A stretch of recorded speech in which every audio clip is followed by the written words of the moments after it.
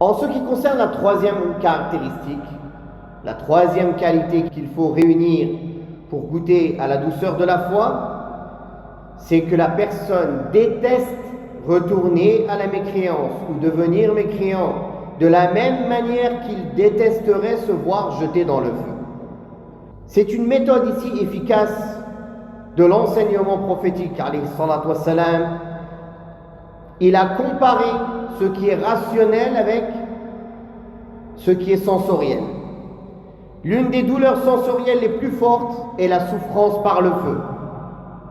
Donc la douleur psychologique que le croyant a de tomber dans la mécréance doit être similaire à la douleur sensorielle qu'une personne qui tombe dans le feu. Effectivement, tout croyant, tout musulman sait avec certitude que la demeure des mécréants dans l'au-delà est le feu. Et celui qui est sauvé du feu par la foi,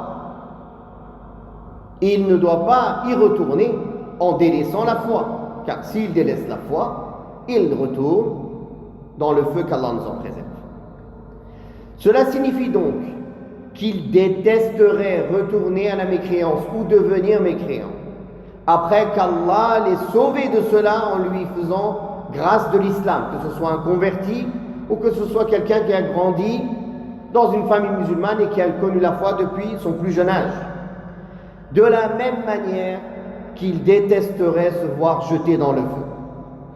C'est-à-dire, si on lui donnait la proposition, on lui donnait le choix, soit tu apostasies, soit on te jette du plus haut d'un gratte-ciel ou dans un feu brûlant.